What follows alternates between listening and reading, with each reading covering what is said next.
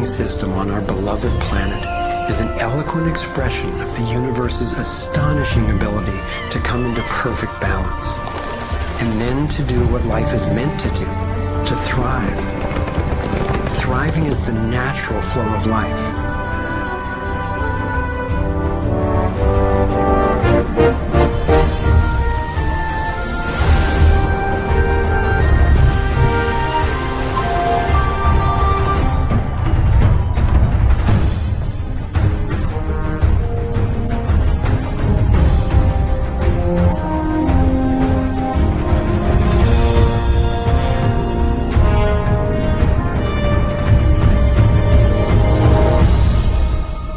Consider what is surely one of the greatest wonders of all, how a tiny egg and a single irrepressibly plucky sperm can unleash a process that brings forth in the end another one of us, a being of vast ability and unlimited potential, with a brain capable of complex and soaring self-reflection, legs made to dance and run, fingers nimble enough to weave a basket, play a violin, caress a face.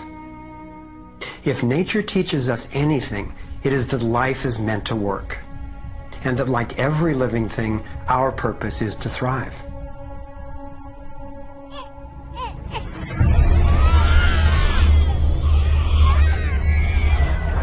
And yet, for the majority of people on the planet, life is not about thriving. It's about surviving, just trying to hang on. Is this really the best we can do?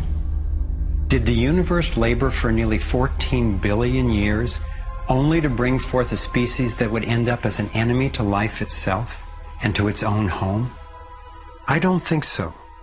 My name is Foster Gamble, and I have spent nearly a lifetime trying to figure out what happened. What is happening that could account for the staggering agony and deprivation on this planet? As a young man, driven by the misery I saw and by my fear for our survival, I set out on a journey, seeking to answer questions like, is it even possible for humans to thrive? If so, why aren't we? My research led me to places I never expected to go, revealing surprising discoveries that seemed unrelated at first, but which turned out to be crucially connected, as you'll see. I found a code, a pattern in nature that's been embedded in arts and icons throughout the centuries. I believe this code holds the key to a new source of clean, sustainable energy that could completely revolutionize the way all people live. I came to understand how our economic system is rigged, and I found out what we can do about it. My journey revealed ways we can claim our power to create liberating, healthy systems everywhere on Earth. I have realized that we are not a mistake. We are simply mistaken. We've been blinded to our brilliance, shorn of our strength, ignorant of our genius, unaware of our true power and magnificence. But all that is about to change. I invite you to share with me the highlights of my unlikely journey. I've created this navigator to take us through time and space. Let me show you around. On this screen, we can access what I call our vitals. It's the critical data we don't get from the corporate media, which in the US has consolidated from 50 companies down to 5 in just over 25 years. We'll use this to check on how we're really doing. The right screen tracks how to chart a healthy, sustainable course for living on planet Earth. I call these the navigating insights. And this will be our compass. Instead of a needle seeking north in our Earth's magnetic field, our compass is the shape of the field itself. And that shape, as you will soon see, has amazing technological and social ramifications. After a lifetime quest, I've come to believe that this pattern actually holds the key to a world that works for everyone. So let's go.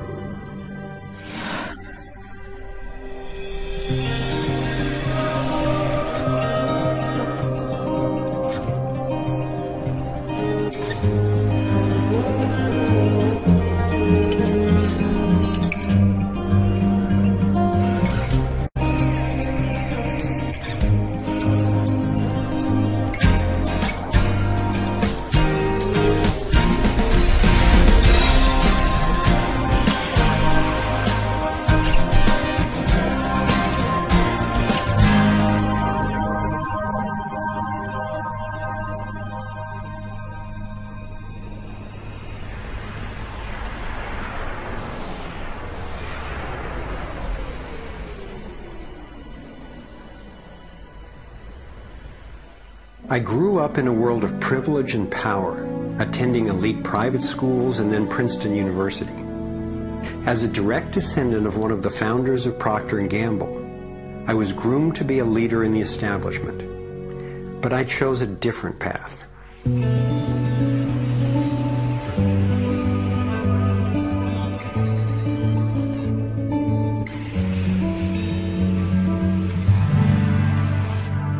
I began to wake up when I was in elementary school. Adults were teaching me that the way to protect myself from a nuclear explosion was to duck under my desk and cover my head. That's when my serious questioning began. A couple of years later, I had a direct experience of universal energy. It happened one day when I was riding on a school bus, gazing out the window. I had a vision of a whirlpool pattern, and I just knew that the flow of energy I was seeing was the same in an atom as in our entire solar system. I felt deeply that I, too, was somehow made of that same pattern. This vision was what originally got me into science, into trying to figure out how the universe works and how we humans fit into the overall pattern of life energy. Years later, I learned that the pattern I saw is known by some in the scientific world. It turns out that in 1921, Albert Einstein got a Nobel Prize for discovering that when energy is released in the universe, there are little packets of wholeness that emerge. This pattern actually tells us a lot about how life evolves. Considering the enduring wonders of creation throughout the universe, and how unsustainable so many of our human systems are, I figured learning how the universe creates and sustains life would actually be quite useful. Each of these little packets of wholeness that Einstein discovered, called a quantum, is made out of its surroundings, but is distinct within it, like a whirlpool in water. These packets are always the same pattern, no matter what size, and they are surprisingly relevant to issues as seemingly disconnected as the wars in the Middle East, the global financial collapse, and how to achieve justice for everyone. We're about to explore how. Mathematicians call this pattern the torus. The energy in a torus flows in through one end, circulates around the center, and exits out the other side. It's balanced, self-regulating, and always whole. I was first officially introduced to the torus by scientist and inventor Arthur Young. Futurist Dwayne Elgin explains how the torus is the primary pattern that nature uses for life at every scale. Evolution means to unfold, to roll out. So the question is, what is the universe rolling out? And what the universe is rolling out is self-organizing systems, and you can see this at every scale. A self-organizing system is a technical term for just a system getting a hold of itself, knowing itself, essentially. And if we go to nature, we can look at and we can see these self-organizing forms throughout. We can see it in the cross-section of an orange, the cross-section of an apple. We can see it in the dynamic nature of a tornado. We can see it in the magnetic field around the Earth, a similar magnetic field around an individual. We can see it in the structure of an entire whirlpool galaxy. We can see it in the structure of a small atom. At every scale, throughout its entire history, the universe has one single project. It's growing toruses. The universe is a torus growing factory.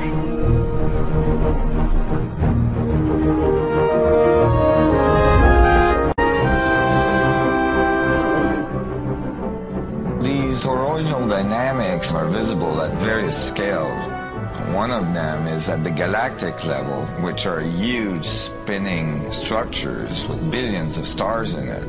Looks like typically big arms of galaxies spinning around, and they have vortices that goes from the center out to the edge of the galactic halo that surrounds them.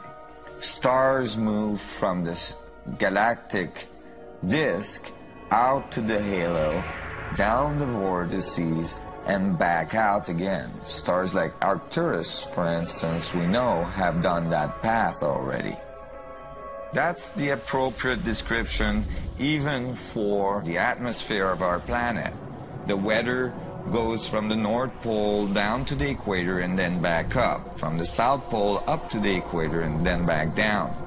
Even the dynamics on the surface of the sun are very similar. Of course, here we're looking at it from an external perspective on a small scale model. When you look at the solar system embedded in the galaxy, embedded in the cluster, embedded in the supercluster, we're traveling in this boundless sea of infinite torus flow.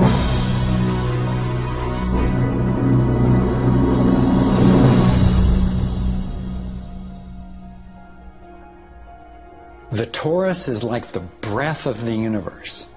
It's the form that the flow of energy takes at every scale of existence. But there's also an underlying structure in how the flow fits together, sort of like a skeleton. It's called the vector equilibrium, a term coined by one of the 20th century's greatest thinkers, Buckminster Fuller. Inspired by Fuller's visionary work, I spent decades researching the dynamics of the vector equilibrium and the torus. I became so excited by the potential of the toroidal energy form that in 1997 I co-founded a multidisciplinary think tank called the Sequoia Symposium to study the pattern and explore its applications. Our collected research convinced me that the torus and the vector equilibrium are primary patterns, fundamental to the creation of the universe at all scales.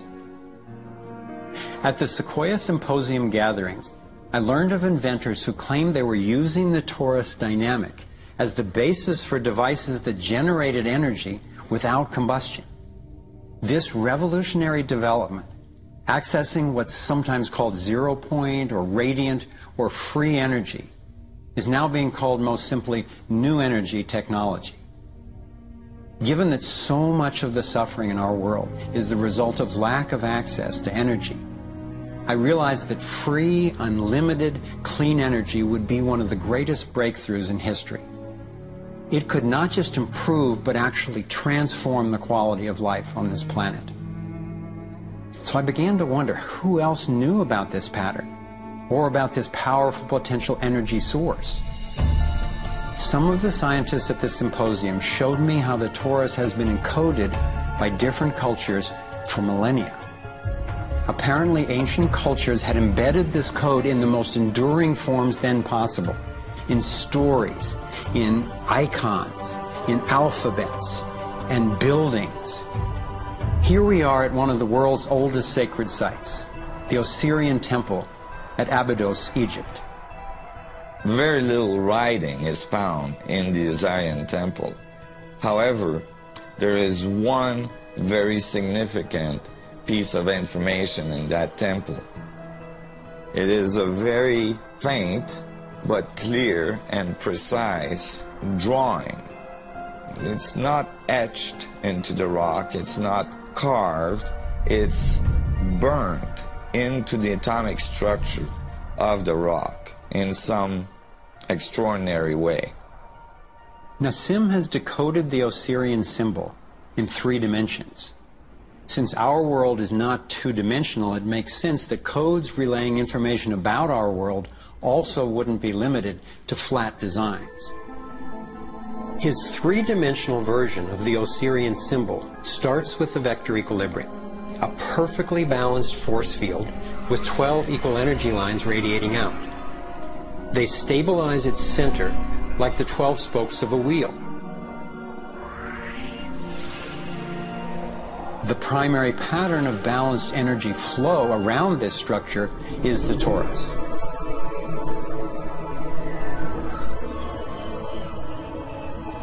Here we expand to the next larger scale with a total of 64 pyramids called tetrahedra.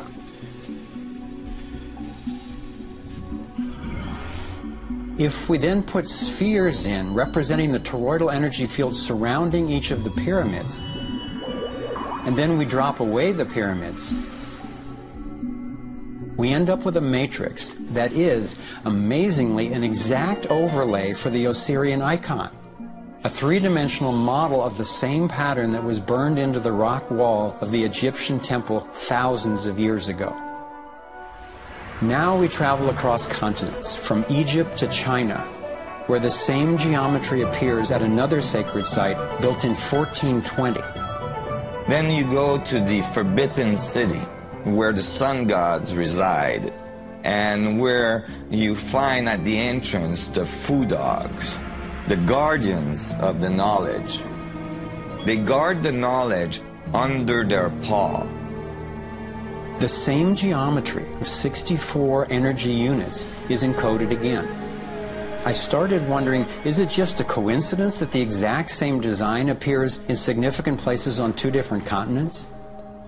But then Nassim showed me that this geometry of 64 is encoded time and again in cultures across the centuries and from all over the world. The Hebrew Kabbalistic tree of life creates the same structure we just saw, with the vector equilibrium again embedded at every level.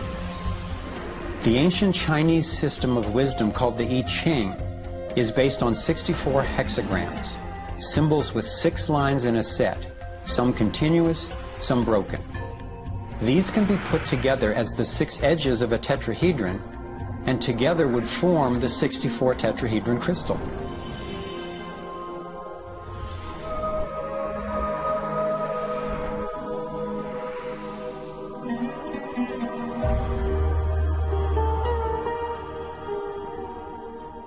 This same pattern shows up in modern scientific research.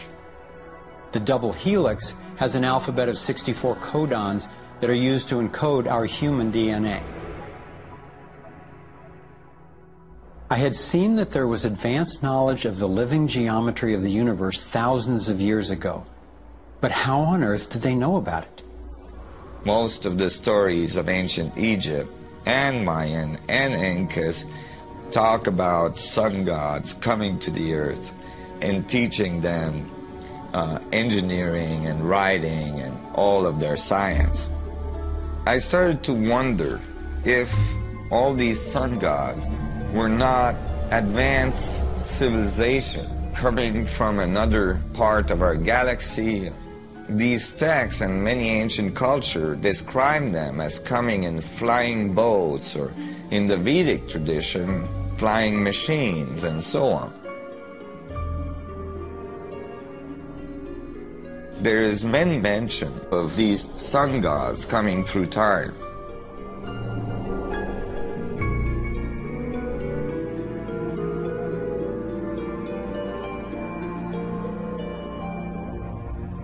Could these early pilots from beyond our world be the ones responsible for sharing the knowledge of this code? Could they actually be tapping its power to propel themselves through the cosmos?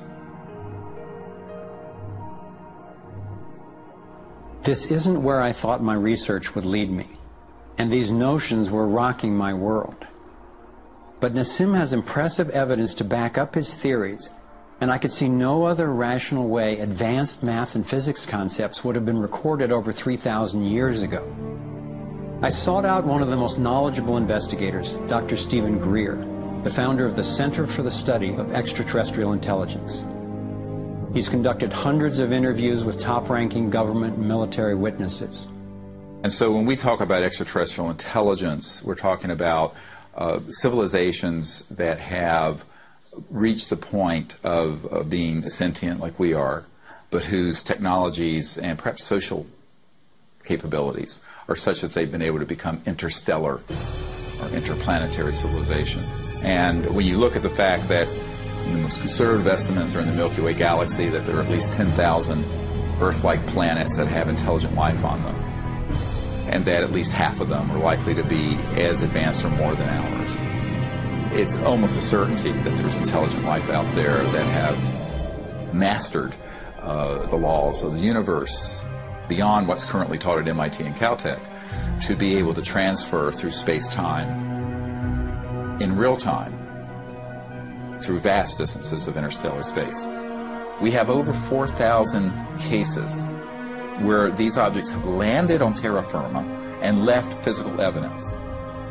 We have over 3,500 pilot cases. We have hundreds of cases, including ones from the highest ranking investigator at the FAA, John Callahan, and numerous other operators where these objects have been tracked on radar going tens of thousands of miles per hour or dematerializing and then reappearing in another point in the sky.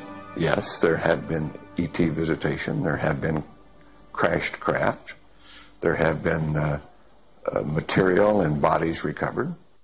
We have contact with aliens not originating from some foreign country, but from some other solar system. And I have been a party to that. There were documents that I have seen that refer to the Roosevelt having several instances of UFO flyovers, and particularly after they took on board nuclear weapons. And my SEAL told me, Jordan, this, what have you got in your log? This never happened.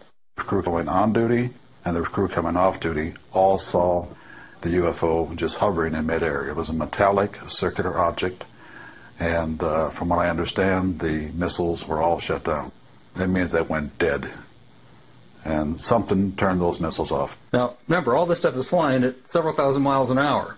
So this thing fires a beam of light at the warhead, hits it, and then this thing flies up like this. Meanwhile, we're all going like this, fires another beam of light, goes around like this, we're going like this, fires another beam of light, goes down like this, fires another beam of light, and then flies out the way it came in.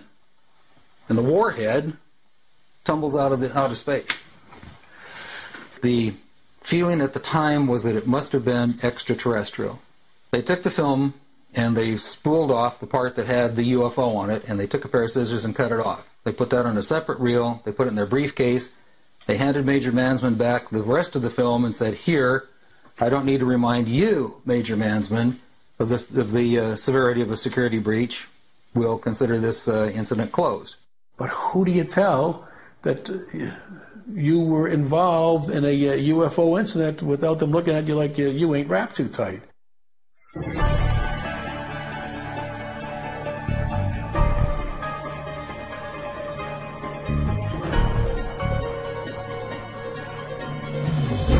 Out of all of the evidence for the existence of UFOs, one extraordinary phenomenon continues to astonish and inspire me.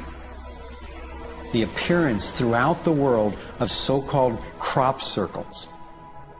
These elaborate designs appear mysteriously swirled into crops of grain in such a way that the stalks are bent over, yet remain alive. More than 5,000 of these patterns have appeared in over 30 countries, most of them in England. The media has led many people, including me at first, to write these crop patterns off as hoaxes, the nighttime work of a few pranksters. Of course, there have been faked versions, but those made by human hands are crude compared to the vast majority of these elegant creations. Could hoaxers have created all 5,000 of these patterns? Could a few people with ropes and boards have created something as complex and beautiful as this one, made in the dead of night in a driving rain and leaving no footprints in the soil? The electromagnetic field over the area where the crop's been laid down to create the image is often electrostatically charged. Some of these areas are littered with strange magnetic particles. One of the most amazing crop designs is not a circle, but a rectangle that seems to be a direct response to a message sent out into space in 1974. The message was a radio signal depicting our planet's location in our solar system and Earth's people, in hopes that it might be received and interpreted by an extraterrestrial intelligence. 27 years later, in 2001, this crop design appeared in England, along with what could be a self-portrait of the sender.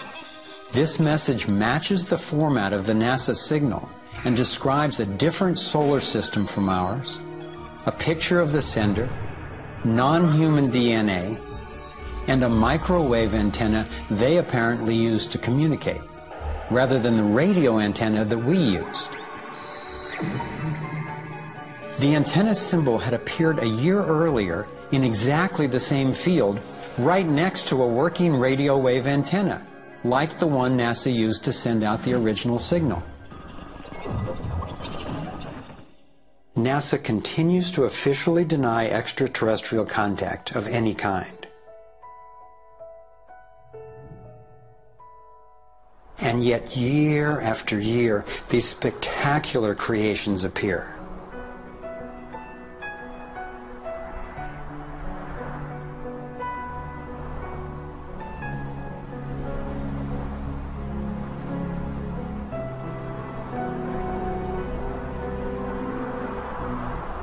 So what might these remarkable designs mean?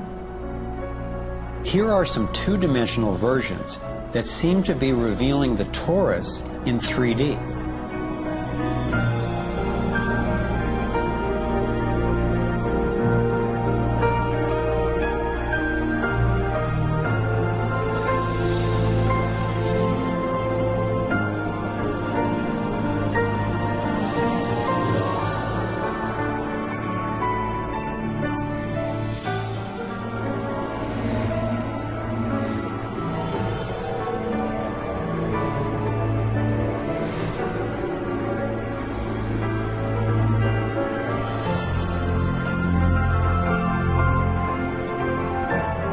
And here is the vector equilibrium.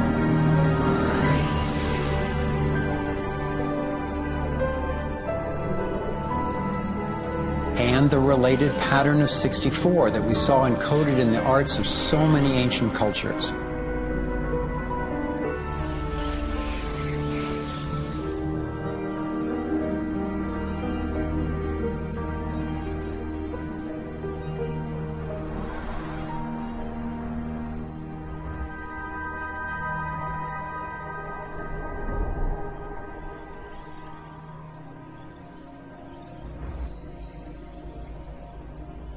When I saw the coherence between the crop circles and the ancient encodings, I thought regardless of whoever created them and wherever they're from, there must be an important purpose to these designs. They're so coherent. I've come to believe that the pattern of the torus and the vector equilibrium, especially in the form of the 64 tetrahedron crystal, is showing us how energy works in the universe so that we can learn to align with it. I believe that they're giving us a model for accessing energy in a clean, safe, and limitless way, and a new means of propulsion. What more important message could there be to get to us, and especially now, from their perspective, as we're beginning to extend our careless reach beyond our planet? I got further confirmation of this notion when I met Dr. Jack Kasher, a former professor of physics at the University of Nebraska, who has also researched UFO phenomena. Presenting at a Sequoia symposium, Dr. Kasher showed a remarkable series of drawings by a woman named Lane Andrews, who claimed to have been invited onto an extraterrestrial spacecraft. I was startled to see her detailed sketches of the toroidal energy field that she said propelled the vehicle and protected the passengers. I subsequently interviewed James Gilliland. James has many hours of UFO footage from his ranch near Mount Adams in Washington State. He also claimed to have gone on board an alien spacecraft.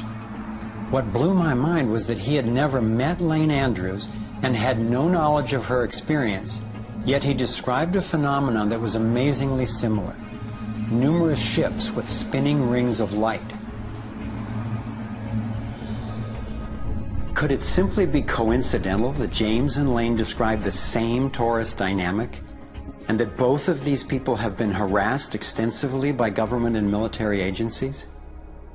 To some, the idea of UFOs may sound crazy, and yet from another perspective, it is completely plausible. The Earth is about 4.5 billion years old. That's 4,500 million years old. What if there's another planet that's almost exactly like us? Almost exactly. 4,501 million years old. They're a million years ahead of us. And on a galactic scale, they're almost our twin brothers. So where are we going to be in a million years? We'll have solved all these problems, and there's another way, whether it's wormholes or warping space. There's got to be a way to generate energy so that you can pull it out of the vacuum. And the fact that they're here shows us that they found a way. This is a major shock to the human system that is in process. I understand why people in our generation, people who aspire to positions of political leadership, etc., never dare go near that question, because it's a worldview challenge. It's a fundamental worldview challenge. So here we are, a relatively immature species struggling with possible self-destruction. If aligning with the torus does hold the key to a new form of clean, safe energy access, imagine the implications. This could be the most important technology breakthrough of our times. So who wouldn't want to have an energy source that's unlimited and freely available? That turned out to be a key question, and that's what led me down the next rabbit hole.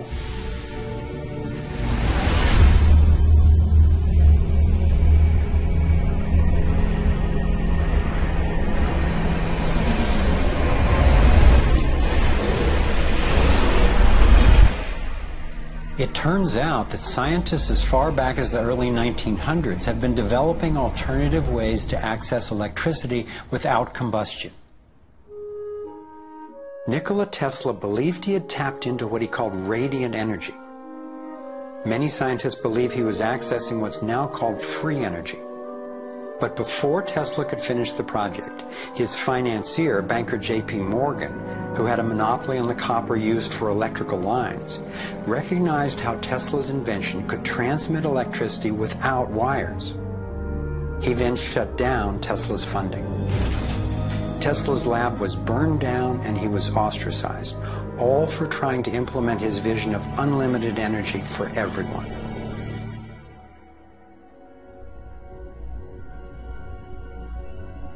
A modern-day inventor, Adam Trombly, was inspired by Tesla's work and by the possibilities of the torus. Trombly built a dynamo, a direct current generator that accessed electrical power right out of the air.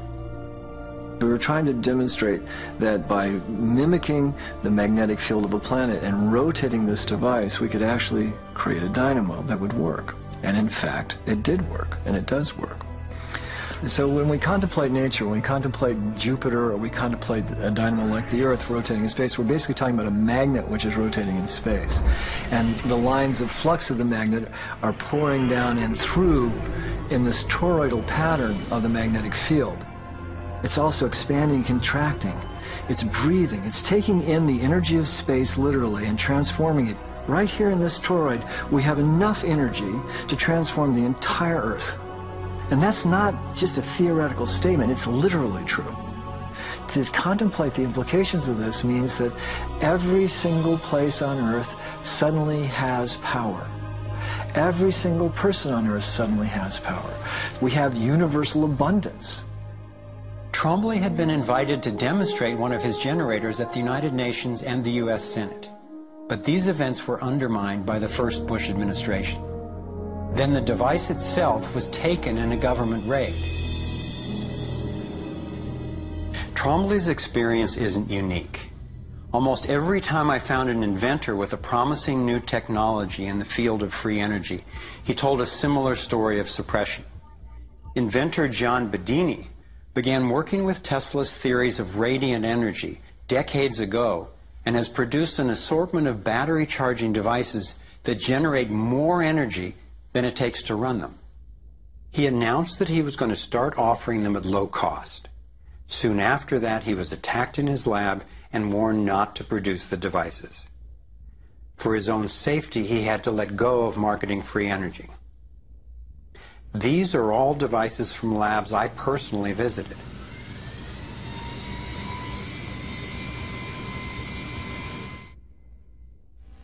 No.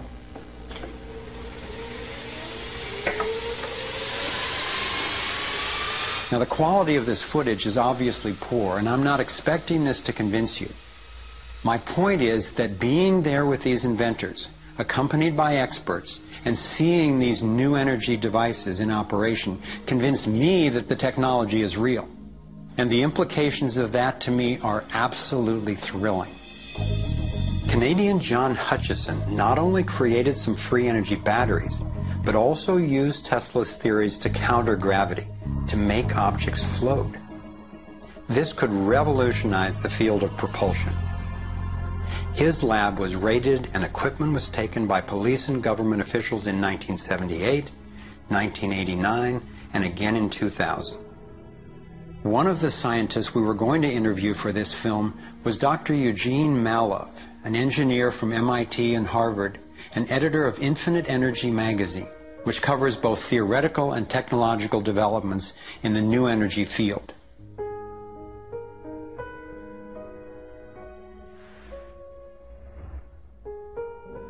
Dr. Mallove was mysteriously beaten to death in 2004. If these inventors were all hoaxers and charlatans, I wondered, why are they being suppressed so consistently and so brutally? I asked free energy inventor Adam Trombly why he thought this technology was being suppressed, and if the UFO phenomenon was related. We've had major military people at great risk to themselves say, yes, these things are real. Why do you think the military-industrial complex doesn't want that statement to be made? Because you start thinking about what kind of technology is behind that. That's the bottom line. The suppression of UFO phenomena is hand in hand with the suppression of so-called free energy. The energy is extracted from the fabric of the space around us, which means it cannot be metered. That is a direct threat to the single largest industry in the world, energy. It's goodbye ExxonMobil, goodbye oil, goodbye coal, goodbye linear transmission of electricity through power lines, all that gone. Unfortunately, it's someone's $200 trillion piggy bank. The proven oil and gas and coal reserves are worth north of $200 trillion.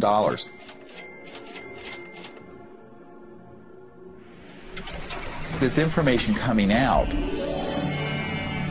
would completely change geopolitical power more than anything since, well, in recorded human history. And it would happen in a generation. I started to examine the breakthrough solutions, and much to my surprise, these concepts have been proven in hundreds of laboratories throughout the world, and yet they have not really seen the light of day. Rather than smashing things together and trying to control the explosion, these new technologies rely on blending, of dancing with what naturally is. The common denominator of all the free energy devices I've seen is that they mimic in one way or another the torus energy shape. You don't have to believe in free energy technology to be concerned about the repression of ideas and inventions. I found myself thinking, what better way to justify our dependence on oil, coal, nuclear, and other dangerous and dirty technologies than to claim there are no better, cheaper alternatives? It was my beloved wife and creative partner, Kimberly, who kept bringing me back to the human implications of my scientific research. For me, as intriguing as the torus and ETs and free energy are, the most compelling question was, would understanding these things really help alleviate human suffering in any way? And it turns out it can. So much of the pain on the planet has to do with the lack of access to energy. Can you stay warm? Can you get food and water? Can you get hospital care? All that has to do with energy access. If there is a fundamental pattern, which makes sense to me that evolution would be efficient in that way, and we can align with that pattern to create new technologies that will solve these problems, then it's worth it to me to open my mind to these socially taboo subjects. If the new energy technologies were to be set free worldwide, the change would be profound. It would affect everybody. It would be applicable everywhere. These technologies are absolutely the most important thing that's happened in the history of the world. So given the stakes, I decided to ask who's benefiting from suppressing scientific research? Whose wealth and power are threatened by access to clean, free energy? Who has a motive to set up a world where so few have so much and so many have so little? As an independent researcher, I followed one of the cardinal rules of investigative journalism. If a story doesn't make sense, follow the money.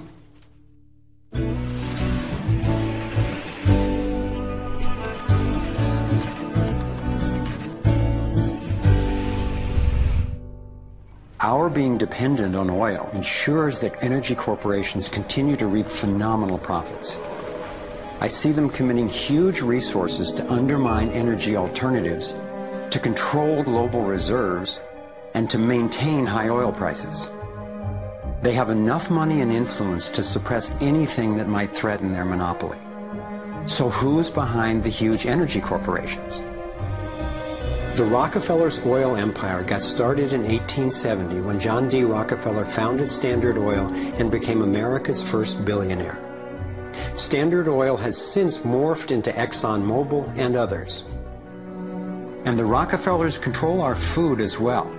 They were primarily responsible for the global shift to large-scale petroleum-based agriculture.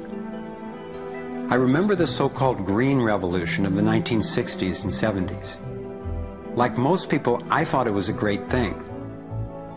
It was, however, based on the planting of huge plots with a single crop using vast amounts of oil-based fertilizers, herbicides, and pesticides. The Green Revolution was the brainchild of the Rockefeller Foundation's Natural Science Division in partnership with large agricultural corporations. Petroleum-based agriculture provided vast new profits for the oil industry, but never lived up to its promises of ending hunger and promoting health. The Green Revolution did at first increase productivity because every bit of soil was being used for immediate production. But its true costs can now be seen. Taxpayers pay billions in subsidies to giant agribusiness corporations. Small family farms have all but disappeared. Biodiversity is destroyed.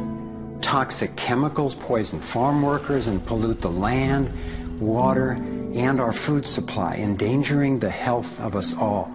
As of 2010, approximately 1 in every 7 people worldwide did not have enough to eat. The giant corporations who had brought us chemicals for chemical industrial agriculture, and they were talking about 3 instruments to consolidate the food chain. The first was genetic engineering as a way of control. The second was patenting seed and patenting life as a way of control, declaring seed to be private property, treating the saving of seed by farmers as a crime, as a theft of intellectual property. And the third was so-called free trade treaties that would rob ordinary people, farmers, growers, of their freedom to save seed. The design of Terminator technology to create sterile seed in order to impose even more dependence of humanity on a handful of corporations is the ultimate step in this. We are, through what we are doing with seed, literally for the first time, creating a new colonization, which I call the colonization of the future.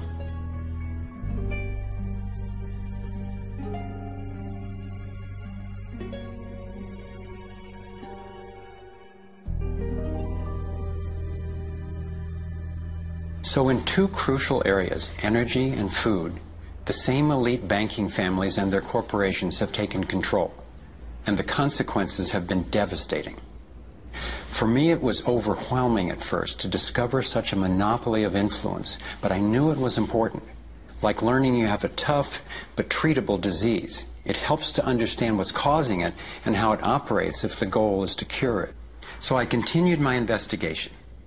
If oil and food are controlled by the big banking families, where else does their influence show up? As I followed the money, I began to see this same pattern of control in just about every area of our lives. And I always found the same families in charge, either directly through their banks and corporations or indirectly through their major foundations. Again, it was the Rockefellers who created the National Education Association with help from the Carnegie Foundation and later from the Ford Foundation. What the captains of industry wanted from our schools was an obedient and docile workforce who would be manageable employees and eager consumers. Schools are to establish fixed habits of response to authority. That's why it takes 12 years. You're to respond reflexively when anyone in a position of authority tells you what to do. Like education, health is yet another area dominated by big money and corporations. The American Medical Association, for example, is largely funded by the Rockefellers, who use their funding to influence AMA research and decision-making. The average MD in 4 years of medical school takes 1 course in nutrition, 2.5 hours in many cases, and the materials used, the curriculum materials, are supplied by the National Dairy Council and the National Livestock and Meat Board and other industries, including the Sugar Association, with products to sell that actually undermine our health in the first place. Unfortunately, the way the system of medicine is set up, medical education is primarily funded by pharmaceutical companies. So there's a motive to make and sell as many drugs as possible. It's also a very time-effective way of making money for the physician, for the pharmaceutical company, for the whole medical establishment. But it's really perpetuating the problems it was meant to alleviate. Side effects may include nausea, dry mouth, and constipation. Decreases in white blood cells, which can be serious. Sexual side effects, diarrhea, nausea, and sleepiness. Can lead to coma or death. How far will these forces go to make a profit? Would they actually suppress cures for diseases the way they've suppressed free energy technology? Sadly, my research has shown me the answer is yes. One well-documented example is the case of Dr. Royal Rife.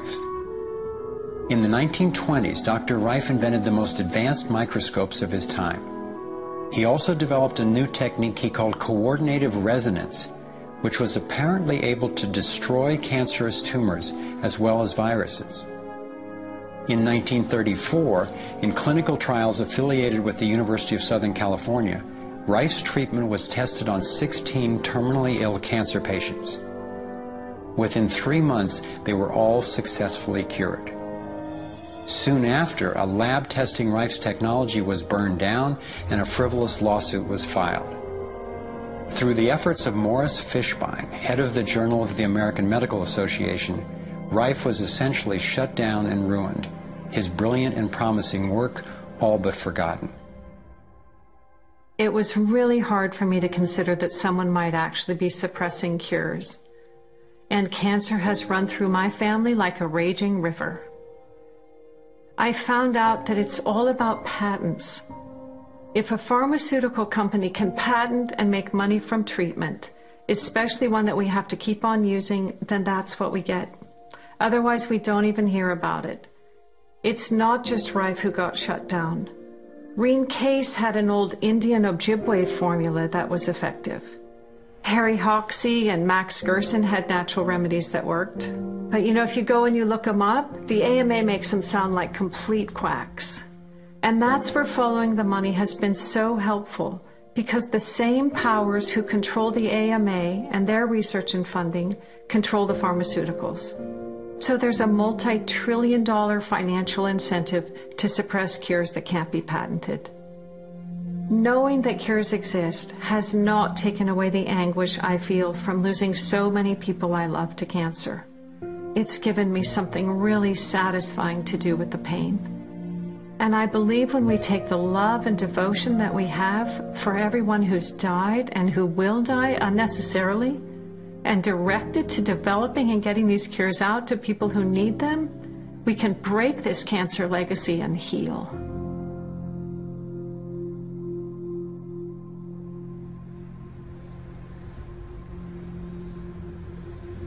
As difficult as it was for me, I have come to an inescapable and profoundly disturbing conclusion.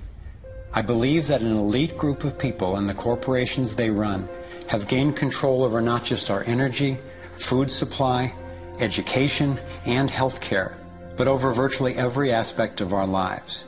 And they do it by controlling the world of finance, not by creating more value, but by actually controlling the source of money. When I followed the money, I found that it took me up the levels of a pyramid. Here we are at the bottom level going about our daily lives.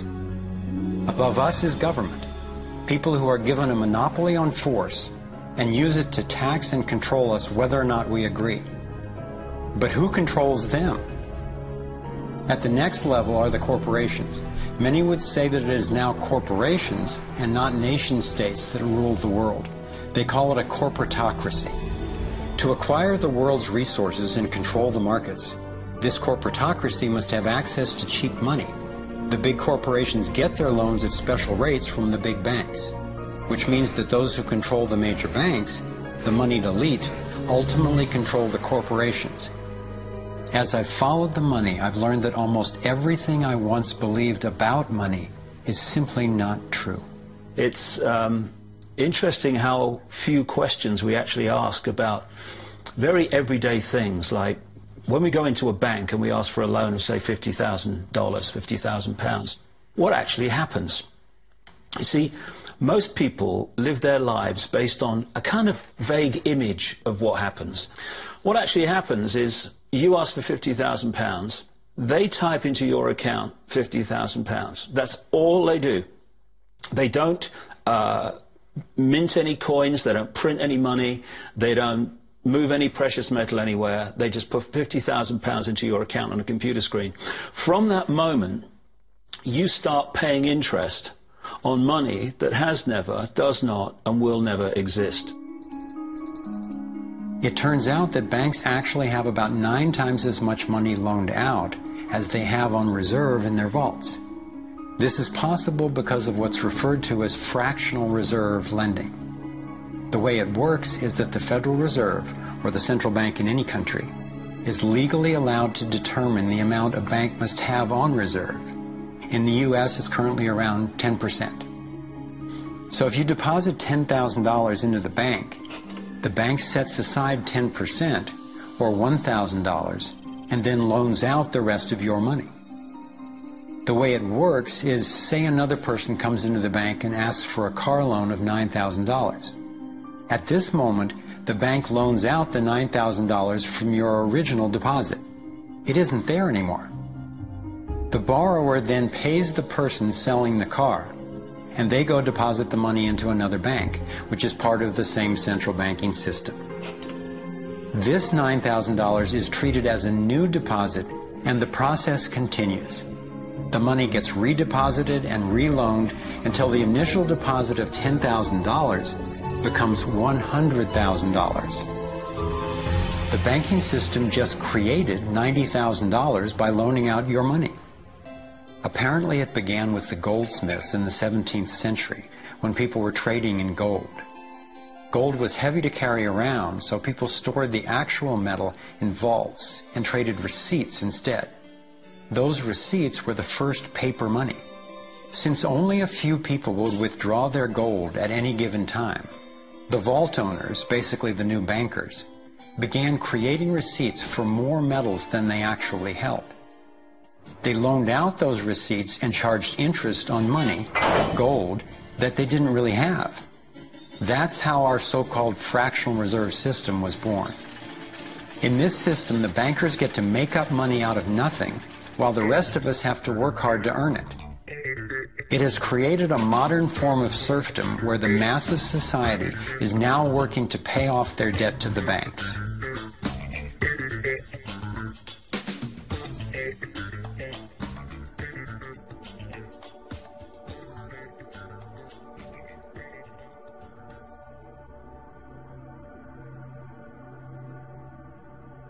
Under this fractional reserve scheme, we inevitably become debt slaves to a ruling class of financial elite, not because they are better or smarter than anyone else, but because they have rigged the system to benefit themselves at the expense of most people on the planet. Catherine Austin Fitts is an expert on this issue.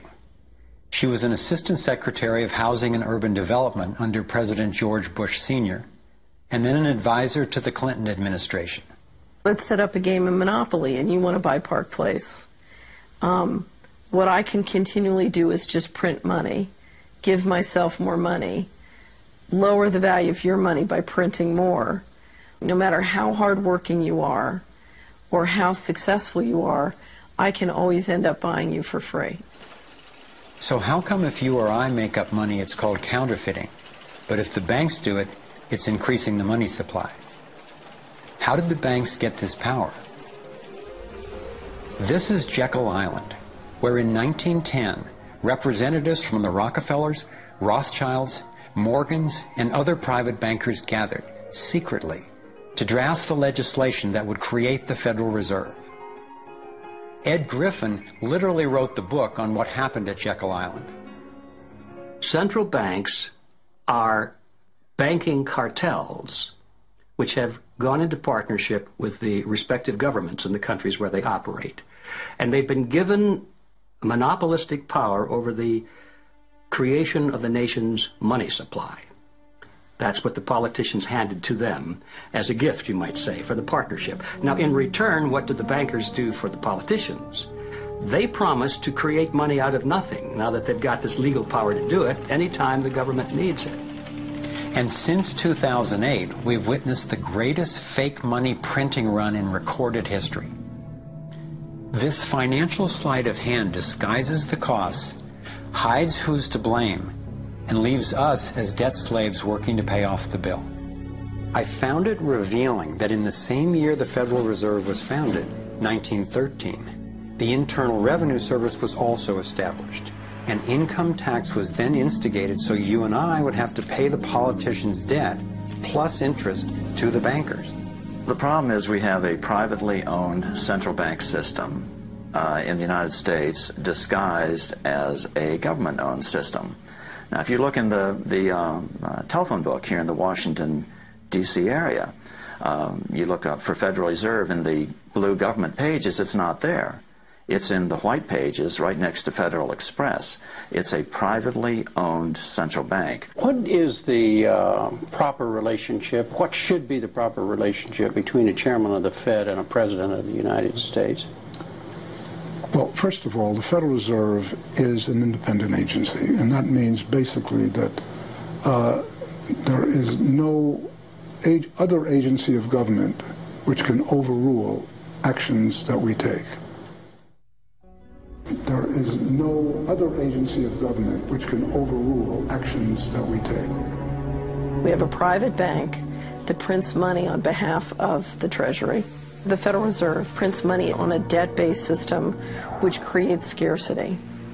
But it puts a group of insiders in a position of having access to all the data about the economy when we don't. So you have a small group of bankers who understand the data on how the money works in the economy, and it gives them the ability to print money in a way that the insiders are protected and everybody else is drained. Catherine went on to compare a healthy economy to a vibrant torus, balanced, freely flowing, and energized throughout, in contrast to what's happening in our current economy. What you have is a system that's very dynamic, and it's trying to optimize. But intertwined in the core of it, you have a tapeworm. The way a tapeworm works in your body is it injects a chemical into your body that makes you crave what's good for the tapeworm and bad for you. You have a parasite that's very much manipulating and engorging itself at the expense of the whole. We live in a tapeworm economy where the financial elite are the tapeworm and they're feeding on us. And they don't like it when people blow their cover. After Catherine began exposing government corruption at the highest levels, the FBI raided her company and seized its assets. She was dragged through the courts for 10 years before being found innocent. So we've got the Federal Reserve, a privately owned corporation with a monopoly on creating money, but with no accountability, backed up by a government with a monopoly on force. The country got sold on the Fed as an institution that would help stabilize the economy and remain independent of politics.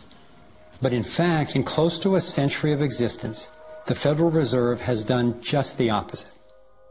Since they took charge, we've been robbed through inflation, and the purchasing power of the dollar has declined more than 96%.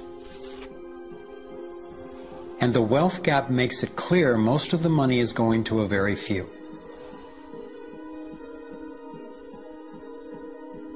Only 16 years after the Federal Reserve was in power, America experienced the Great Depression. My research revealed that before the big crash in 1929, the elite bankers pulled their money out of the stock market. After the crash, they used that money to buy up cheap stocks and smaller failing banks for pennies on the dollar.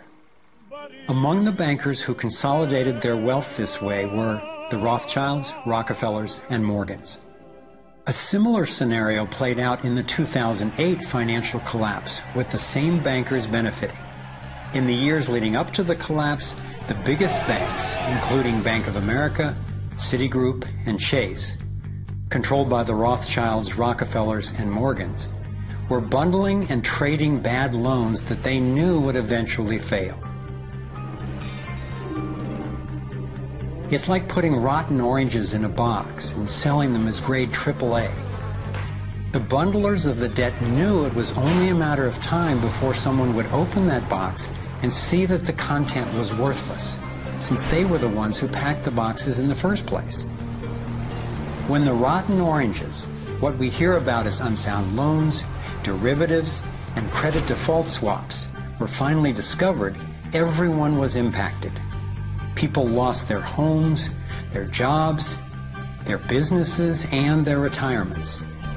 Meanwhile, the biggest banks who created the problem in the first place were the ones who got bailed out. Why's that?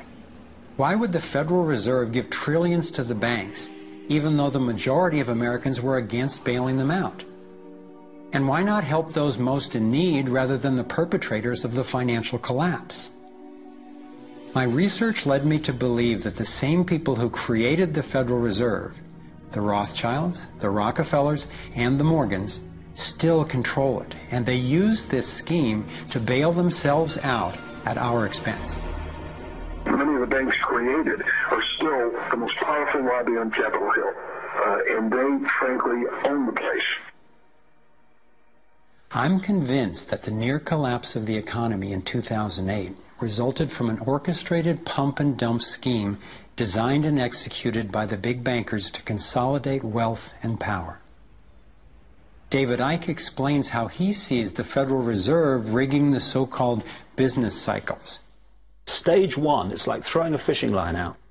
Stage one, you put lots of money, units of exchange, into circulation. You do this by pushing interest rates down, by making lots of loans. This is the part of the cycle we call a boom. Because there's lots of units of exchange in circulation, there's lots of money changing hands. That generates lots of economic activity. That generates jobs. And as more and more money is spent, there's more demand. So companies take out more loans of fresh air money to increase their production. People get confident in their everyday lives. Hey, you know, I work for this company, they've got lots of orders, it's really going great, my job's safe, I tell you what, we can have a bigger house. Then they start to change it. What they do is they pull the fishing line in. They push interest rates up. Now, fewer people, are taking out loans, and they make the criteria for having a loan from the bank stronger anyway. And also, now, as interest rates have gone up, a larger part of people's income is going to pay back the extra interest and not being circulated in buying things. Suddenly, there's nothing like as much money in circulation, and therefore, fewer things are being bought. Companies start to go down in terms of their profits. They start to shed jobs, and they start to go out of business. People lose their jobs, they can't pay the mortgage anymore of the big house they took out in the good times. Now what the banks are doing is starting to reel the fishing line in, because as they go bankrupt, companies and individuals, the banks get the real wealth, the property, the land, the resources that they had signed to them for lending merely figures on a screen. Now this economic cycle of fishing line out, fishing line back, lots of units in circulation, pull them in, has been going on for centuries. And what it's done, it's stolen and accumulated the real wealth of the world in the hands of the few.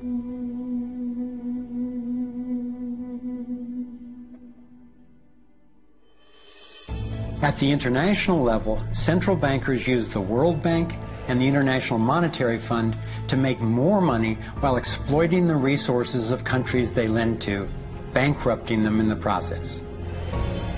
The central bank of central banks is the Rothschild-created Bank for International Settlements. The elite are positioning themselves to control access to virtually everything we need to survive. No matter where you go in the world, the money is controlled by the banking system. They decide if people eat or if they don't eat. Who's a billionaire and who lives on less than $1 a day?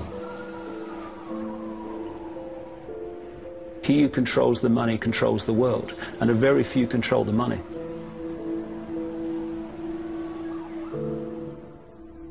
At this point, my view of the world had been turned upside down. I was struggling with the realization that the failure and suffering of so many is actually success and fulfillment for a few. The elite central bankers who fooled the world into letting them create money. They already have vast fortunes, so what is their end game? What is their ultimate agenda?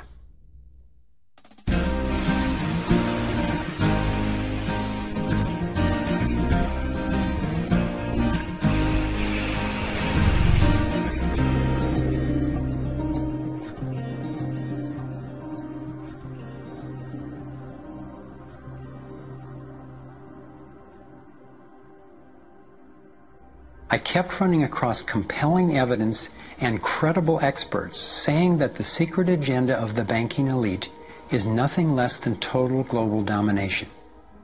At first, I resisted the idea, but I was committed to finding out what was keeping us from thriving, no matter where it might lead. One night I woke up at 3 a.m. with the burning question: if this small group wanted to dominate the entire world, what would they need to control to accomplish it? I jumped out of bed and started making a list. First and foremost, they'd have to control money, and they do. Controlling money allows them to run everything else. They'd need to control energy, and they do. They already control big agriculture and world trade. They're buying up water supplies worldwide. They've got health in their pocket, and they're trying to suppress natural alternatives. Mainly, they'd have to control what information we'd get and how we'd react to it. In America, the internet, our greatest tool for communication and grassroots organizing, is currently not controlled or censored, but its open status is being attacked from all sides. Governments, corporations, and the United Nations are all attempting to take control. For complete domination, dissent has to be controlled. They'd need to take away our rights, spy on ordinary citizens, and track every aspect of our lives. As the day dawned, I knew that a powerful elite had almost everything set up to rule the world. And I had the frightening realization that Big Brother is not just coming, he's here now. We are already in the Matrix, so how do we get out? To envision that, I realized I needed to discover what their ruling structure looks like and how it works. A relatively small group of families, especially the Rothschilds, Rockefellers, Morgans, and Carnegies, along with the Harrimans, the Schiffs, and the Warburgs, have been leading the controlling elite in the West for generations. I'm not implying that every individual in these families is aware of or active in the global domination agenda. However, I'm convinced the heads of these dynasties control the corporate and banking interests that carry out the sinister scheme that is destroying so many lives. Those secretly driving the agenda have been known by many names. Leaked reports confirm that they meet throughout the world behind closed doors to discuss their agenda. Then, like clockwork, their plans begin to show up in the media, finance, corporate, government, and military arenas. Of course, not everyone involved in these groups is in on the decision-making. There is a hierarchy of knowledge and participation. One of the primary symbols of the controlling elite is the all-seeing eye. It's on the dollar bill. It's on the American mass surveillance system initially called Total Information Awareness. It's on the British intelligence agency MI5. And it even oversees the Supreme Court complex in Israel, designed and funded entirely by the Rothschilds. I believe they've taken the majestic image of the Cheops pyramid and its legendary metallic capstone and perverted the meaning to represent those at the top being able to track and control all those under them.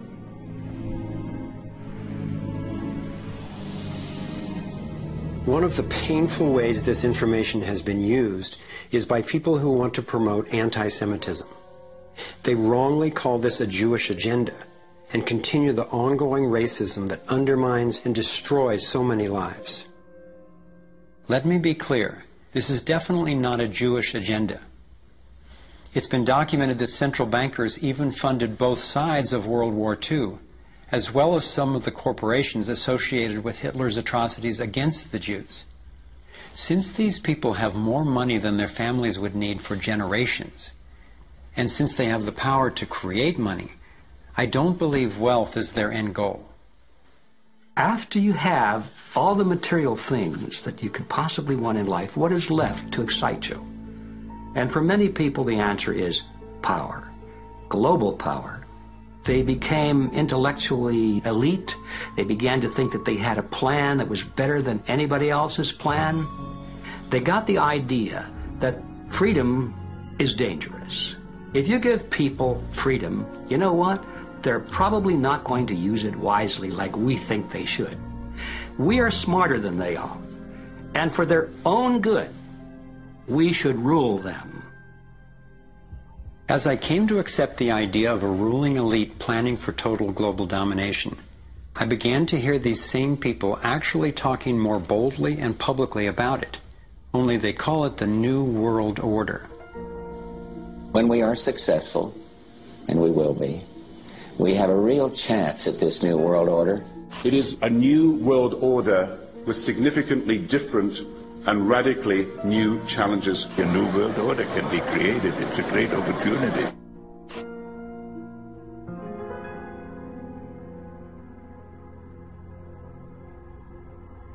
Given the condition of our world, a new world order can sound like a great idea. But I had to distinguish between what I was discovering about global domination, a one-world government run by an elite few, and the reality of our global interconnectedness, which is the realization that at a fundamental and even spiritual level, we are not separate, we are all connected. But the agenda for global domination is really the exact opposite. It's a divide and conquer strategy to keep us all pitted against each other, thinking that it's the Democrats or Republicans, the liberals or conservatives who are the problem, when both parties are ultimately serving the same plan. I believe we're heading toward a totalitarian world authority, actually a military dictatorship, run by a tiny elite who have all the power and make all the rules. If they succeed, there'll be nowhere to run, nowhere to hide. Think about it. The whole notion of conspiracy has been so ridiculed that it's socially challenging just to consider it. And there's always a reasonable sounding story to explain any one incident on its own. I personally used to try to justify how the same people consistently ended up with more money and more control by thinking they must just be taking advantage of the situation, but not actually causing it. But after nearly a decade of putting the issues and the evidence together, I am convinced it is not random, and that a few very powerful banking elite families and their political and corporate partners do have an agenda to dominate and control the rest of us. Once I got the reality and the scope of the agenda, I really had to think, how much do I want to know about this? Do I want to focus on the worst of what human beings are capable of? I decided it is worth knowing who these people are and how their organizations operate, because on the other side of the rage and the sadness are clarity and strength, the power we have to focus our efforts effectively now that we understand what's really going on. The greatest prison that people live in is the fear of what other people think.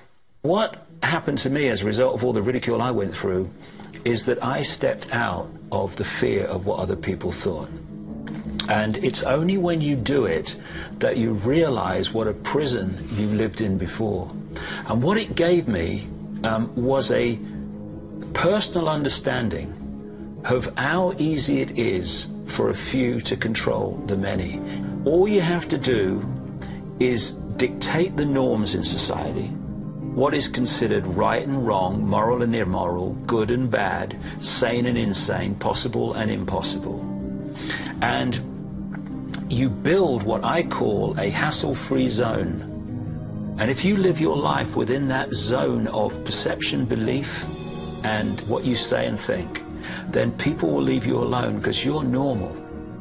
Once you step out of that pen and you start to express your uniqueness, what the Illuminati have created is a whole human population of prison warders who are jumping on those that are stepping out of the norm.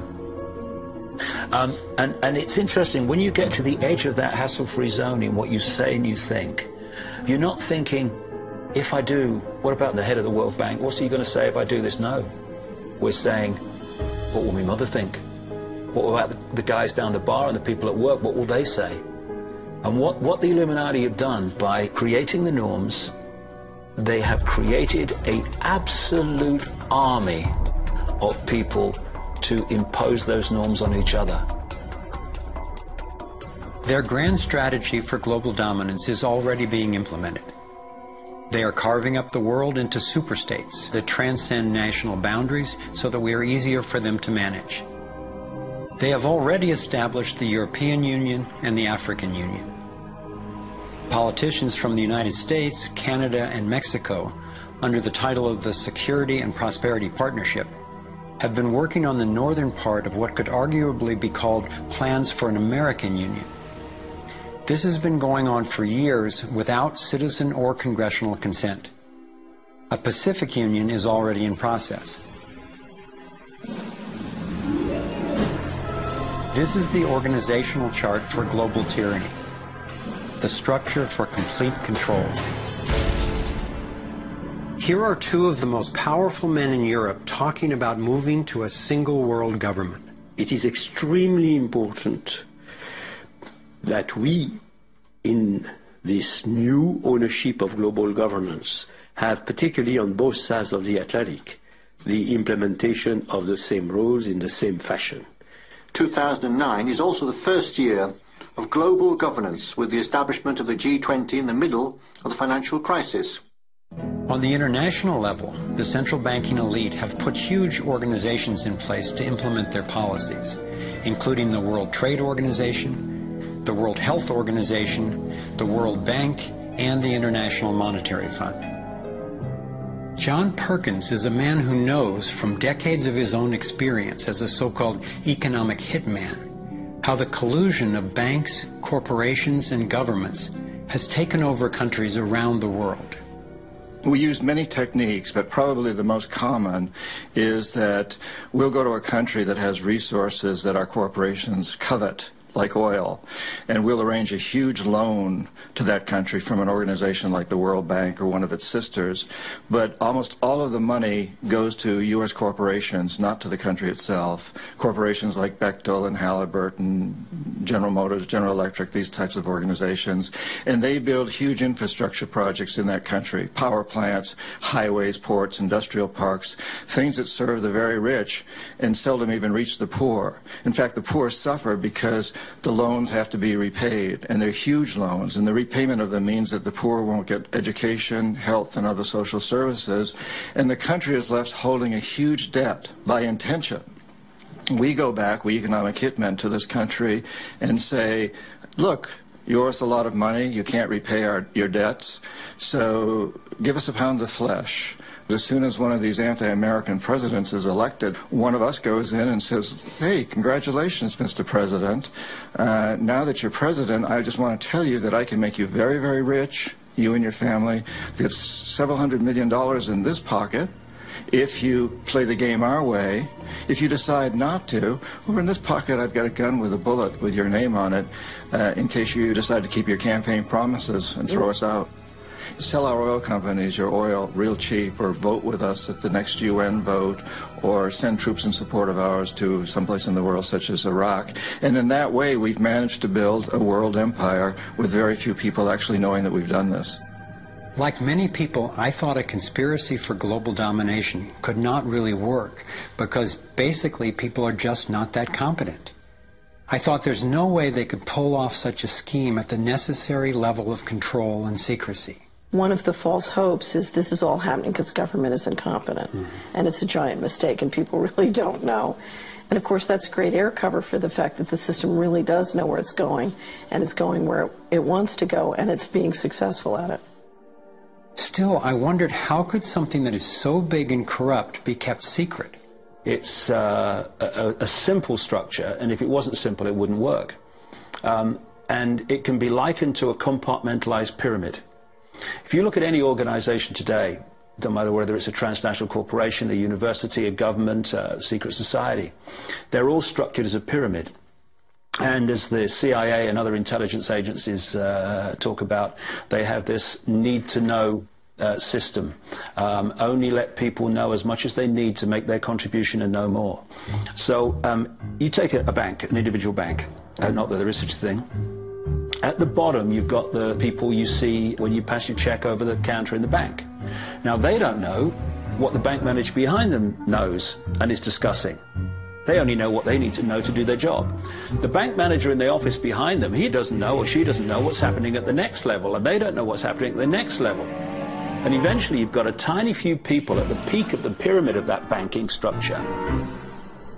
They're the only ones that know what the real agenda of the bank is and what the direction is that they're going and why.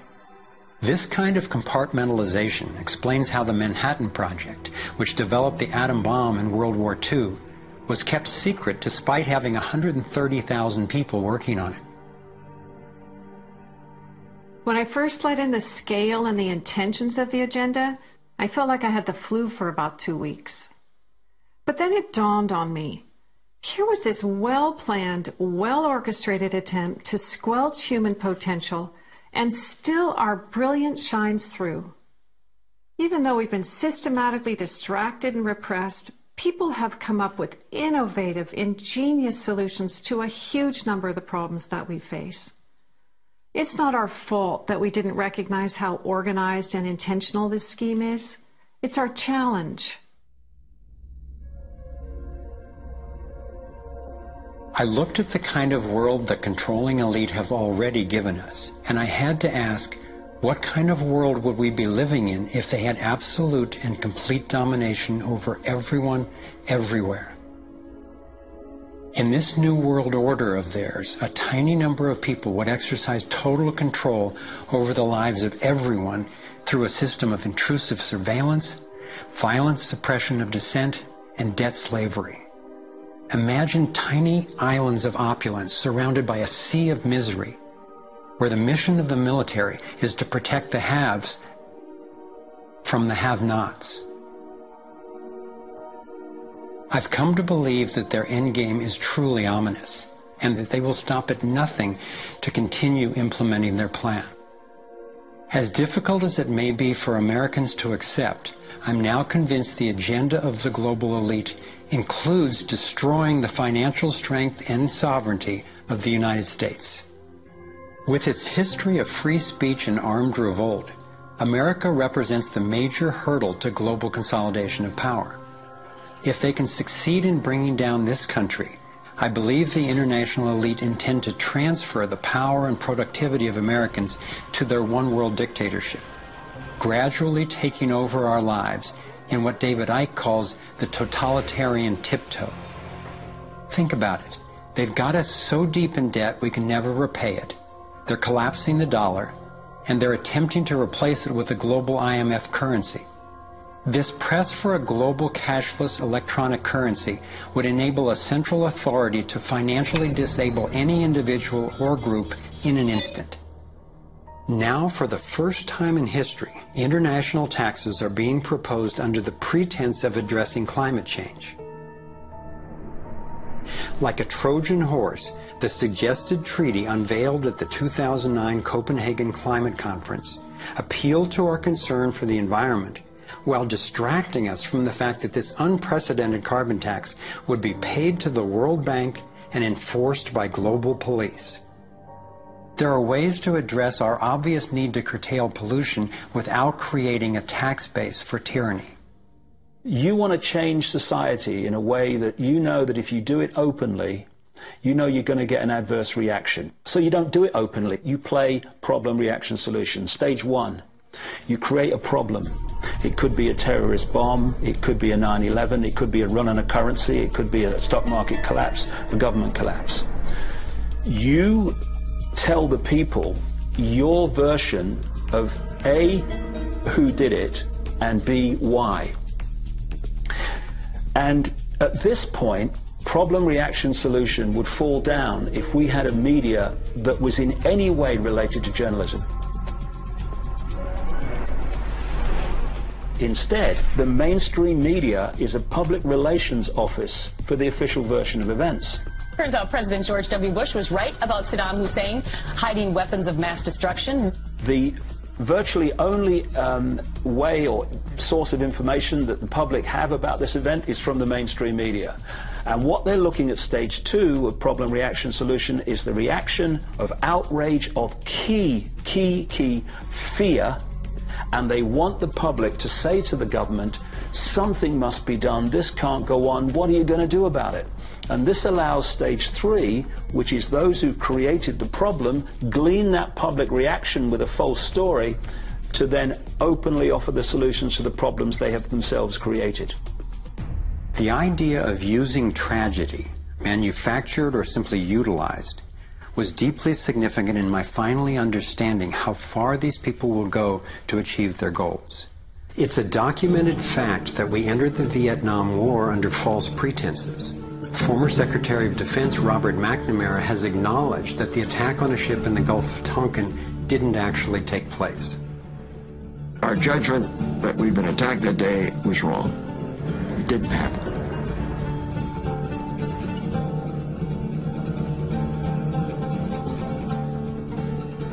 More recently, former President Bush used non-existent weapons of mass destruction as a pretext for invading Iraq. Tactics like this are sometimes referred to as false flag operations.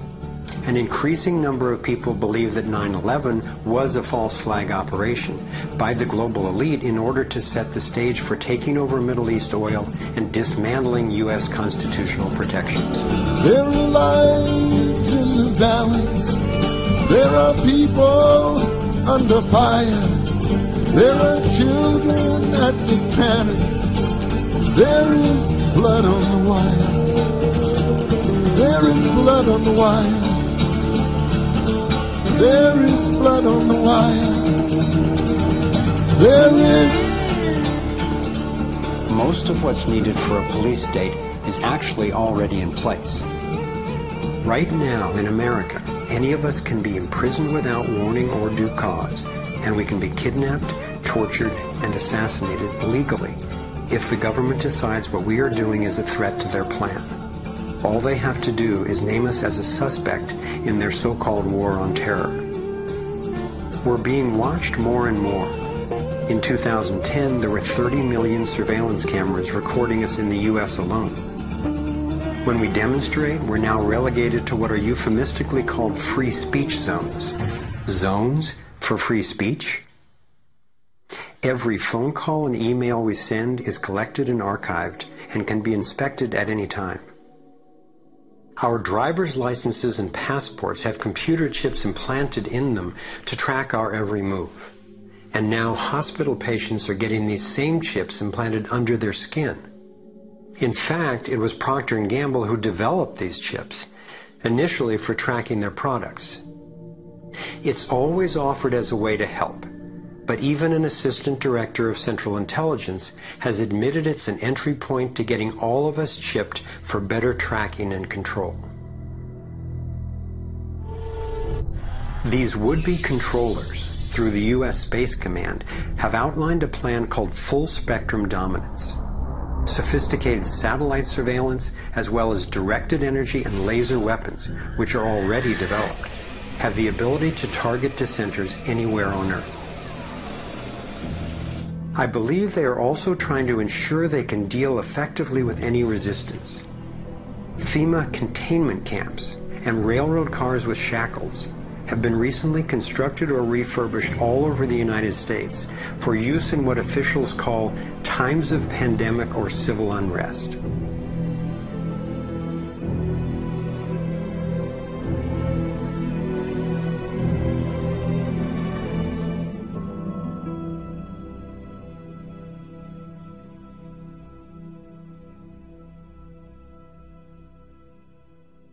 There's one more brutal realization about the global domination agenda that I need to share. This was a horrible one for me to grasp, but without it, this inquiry would be dangerously incomplete, and our solution strategies would be inadequately informed. In my research, I came across convincing evidence that their plan actually includes the elimination of the majority of the world's population. As sick as it sounds, it makes sense that they would be better positioned to succeed in their quest for absolute control if there are fewer of us to manage. Every time I've thought they wouldn't do that, I discovered I was wrong. I found startling documentation that eugenics is one of the core pillars of their plan. Eugenics is the practice where some people get to decide who's worthy to breed and who's not. Sterilization is one of the many insidious ways this covert plan is being implemented. In 1904, the Carnegies funded the first eugenics laboratory in Cold Spring Harbor, Long Island. The Rockefellers funded involuntary sterilization of people of color through their eugenics programs and funded the Kaiser Wilhelm Institute in Germany to further the racial supremacy agenda later adopted by Hitler. In 2007, the U.S. Department of Agriculture and Homeland Security funded a proposed project to aerial spray over 7 million people in urban areas of Northern California.